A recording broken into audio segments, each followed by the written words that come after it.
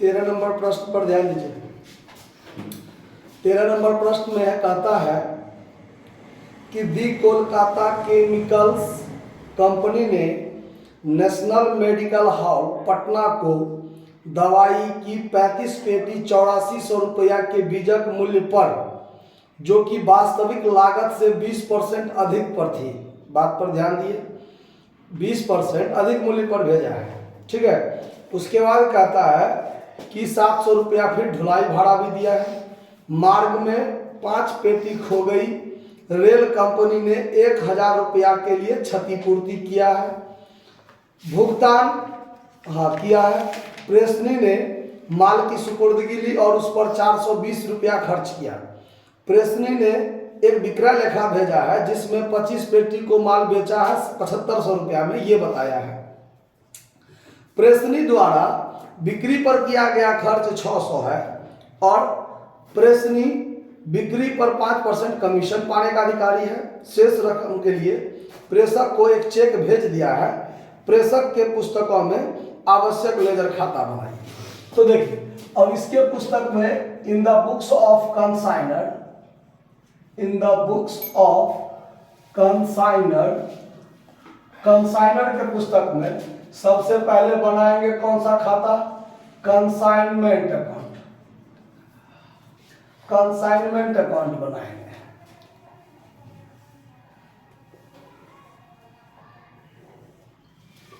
Credit debit.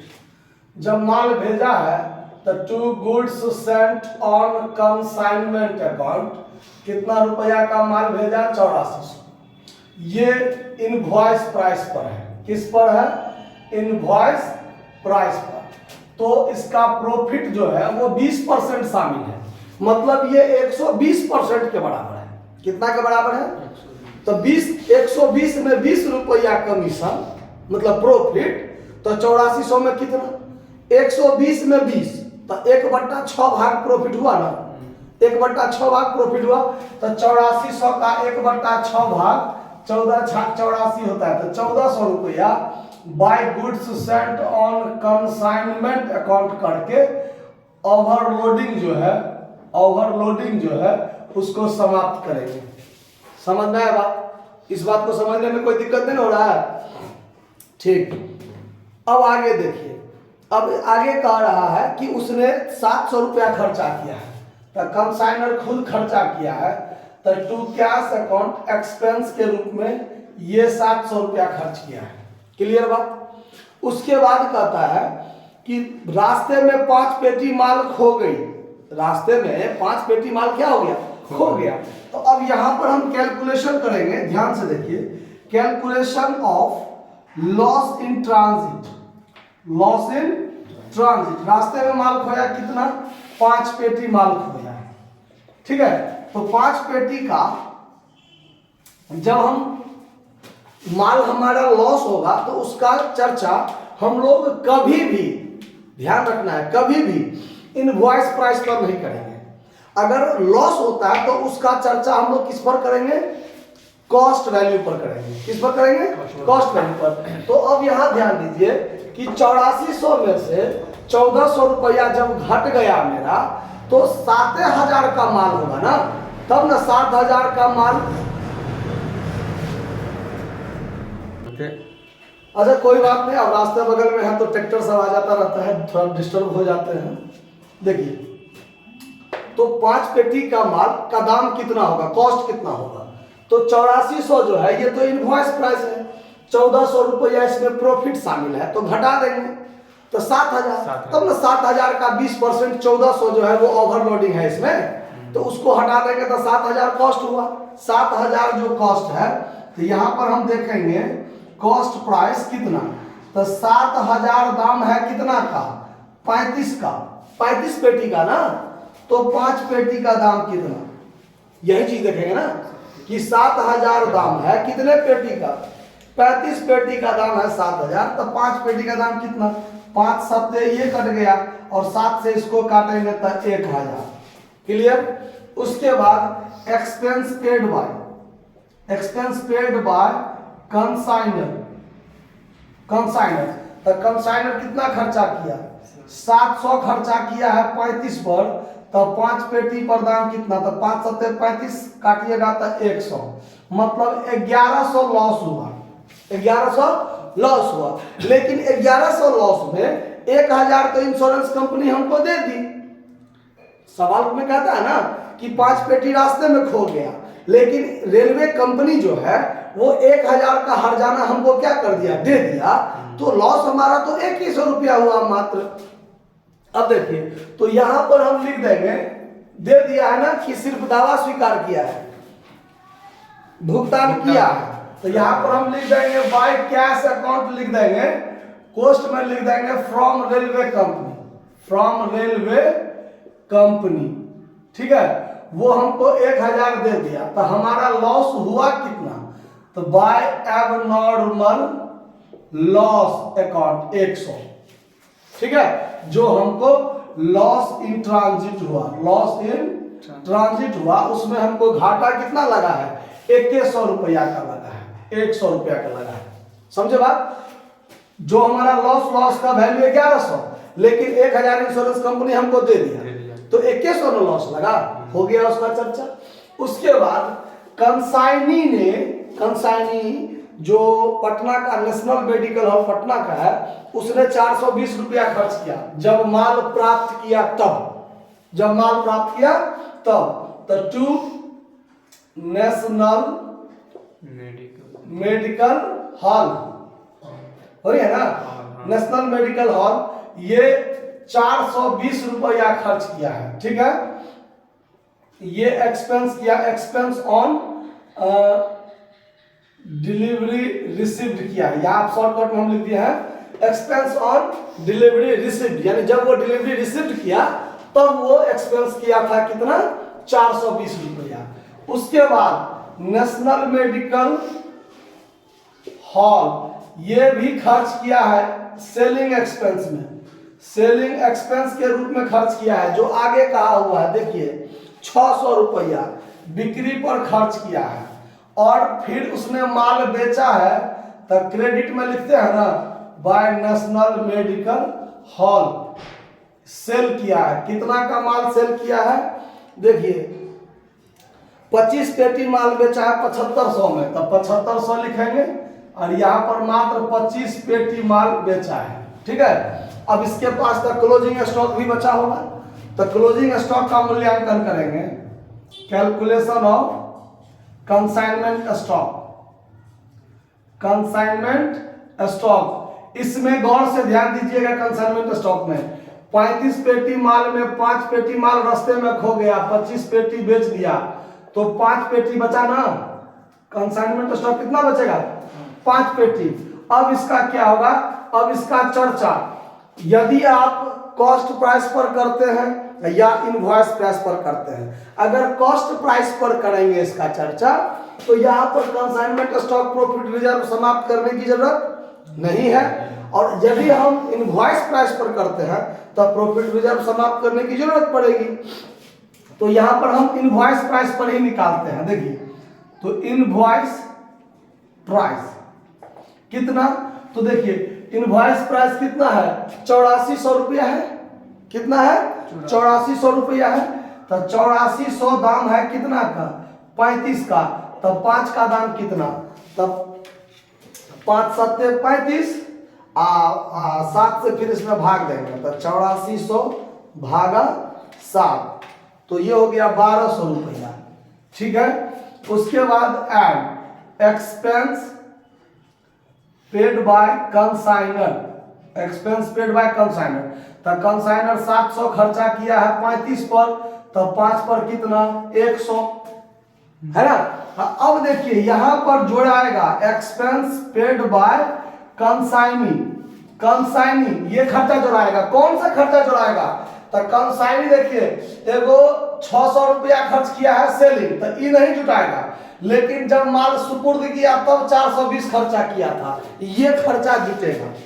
ध्यान रहा बात, ये बात को ध्यान रखना है। बिक्री से संबंधित व्यय किया वो कंसाइनमेंट स्टॉक में नहीं जुटेगा, लेकिन जब वो माल प्राप्त किया, माल ले रहा था, उस समय में वो खर्चा किया है 420, तो कंसाइनमेंट स्टॉक में वो चीज शामिल होगा। तो कैसे, ये चीज ध्यान दीजिए, 420 रुपया खर्चा किया क्या को वस्तु पर, क्या पेटी पर, 420 रुपया क्या पेटी पर खर्च किया, नहीं समझ में आया। देखिए 35 पेटी भेजा था, 5 पेटी रास्ते में खो गया, तो इसके पास क्या पेटी पहुंचा, 30 पेटी ना। तो ये जो 420 रुपया खर्च किया क्या पेटी पर, 30 पेटी पर ना। जब 30 पेटी पर तो 5 पेटी बचा है, उस पर कितना, ये चीज ध्यान रखना है। अब ये से ये कट गया, 14 तिया 42, 14 पंचे 70, यानी 1370। ये होगा कंसाइनमेंट स्टॉक। सवाल में कितना है कंसाइनमेंट स्टॉक, 1170। कितना है, 1170। यानी ये 1170 आपको कॉस्ट प्राइस पर दिखाया है। अगर हम यहाँ पर, अगर यही चीज ये इनवॉइस पर है ना, अगर हम इसी को कॉस्ट प्राइस पर चर्चा करेंगे तो यहाँ पर जैसे 8400 भागा कितना दिए हैं, 35, तो यहाँ पर हम क्या करते, 7000 भागा 35 और गुने 5 करते तो कितना निकलता, 1000 निकलता। और ये दोनों खर्चा 100 और ये 70, तब मिलाकर 1170। बात आया समझ में। अगर हम 1370 यहाँ दिखाते हैं तो 200 रुपया कितना, इसका अंतर कितना है 1200 1000, तो 200 का ना प्रॉफिट रिजर्व डिफरेंस हो रहा है। तो यहाँ पर 200 समाप्त करना पड़ेगा। अगर नहीं, अगर हम 1170 दिखाते हैं तो इधर 200 दिखाने की जरूरत नहीं है। तो सवाल में आपको दोनों चीज सिखा दिया। परीक्षा में आपके पास आंसर नहीं होगा, परीक्षा में आंसर नहीं होगा। इस बात को आपको ध्यान रखना है कि आप किस पर चर्च कर रहे हैं। अगर हम यहाँ पर कंसाइनमेंट स्टॉक यहां लिख दीजिए on cost price, on cost price, तो कॉस्ट प्राइस के आधार पर करते हैं तो 1170, तब यहां पर प्रॉफिट रिजर्व देने की जरूरत नहीं है। अगर हम यहां पर इनवॉइस प्राइस लिख देंगे तो यहां पर 200, तब यहां 1370 देंगे और यहां पर 200 प्रॉफिट रिजर्व समाप्त करेंगे। आया बात समझ में कि कोई दिक्कत? चलिए, तो बात खत्म है।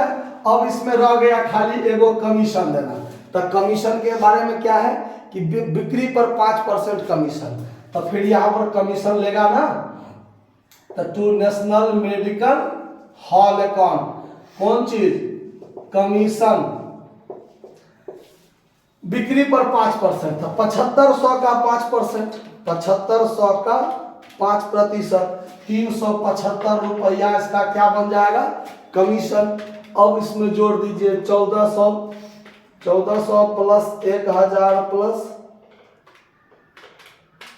100 प्लस 7500 प्लस 1170, तो 11170। आप लोग भी जोड़ते रहिएगा, हमको कभी कभी धोखा हो जाता है इस कैलकुलेटर पर।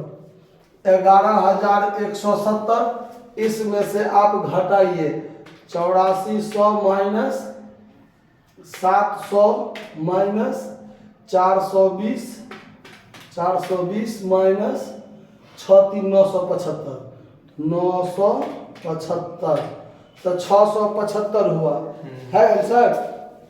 तो यहाँ 675 लिख देंगे, टू पीएल अकाउंट प्रॉफिट लिख देंगे। समझ में आया? अब आपको आवश्यक कहता है ना खाता बनाने के लिए, तो अब आपको जो है सो कंसाइनी अकाउंट खोलना है। तो कंसाइनी अकाउंट कौन है, national Medical hall, national Medical Hall account खोलना है। तो इसमें क्या होगा देखिए, क्रेडिट डेबिट, माल बेचा है तो डेबिट में टू कंसाइनमेंट अकाउंट, ये सेल किया है, सेल कितना का किया है, 7500 का माल बेचा है, ठीक है। उसके बाद देखिए यहाँ पर 3 गो खर्चा है ना इससे संबंधित, तो एक के बार हम चाहे तो लिख सकते हैं। बाय कंसाइनमेंट अकाउंट लिख दिए, expense on delivery 420, selling expense कितना 600, और कमीशन कितना 375, तो 6 4 10, 10 3 13, 1395, उसके बाद सवाल में क्या कहता है, कुछ एडवांस भी दिया था, ये देखिए तो एडवांस कुछ नहीं दिया था, नहीं दिया था तो बाकी रुपया वो दे देगा। सवाल में कहता है कि वो बाकी रुपया का एक चेक भेज देता है। तो 7500 देखिए, तो 7500 में से 1395 घटा दीजिए तो 6105 रुपया वो चेक के माध्यम से भेज दिया है। तब बाय बैंक अकाउंट हम रिसीव्ड कर लिए उससे। समझ में आया बात? अब आपको खोलना है एगो goods sent on consignment, goods sent on consignment account खोलना है। तो इसमें क्या सब होगा, देखिए डीआर सीआर, ये दोनों एक दूसरे के अपोजिट साइड में जाएगा। तो टू कंसाइनमेंट अकाउंट कितना 1400 इधर होगा। By consignment account, by consignment account 8400, बात खत्म। तो ये 8400 में से 1400 कट जाएगा तो 7000 कहाँ चला जाएगा, ट्रेडिंग अकाउंट में जाएगा कि नहीं जाएगा, बात खत्म। कहीं कोई दिक्कत समझने में, नोट कर लीजिए। धन्यवाद।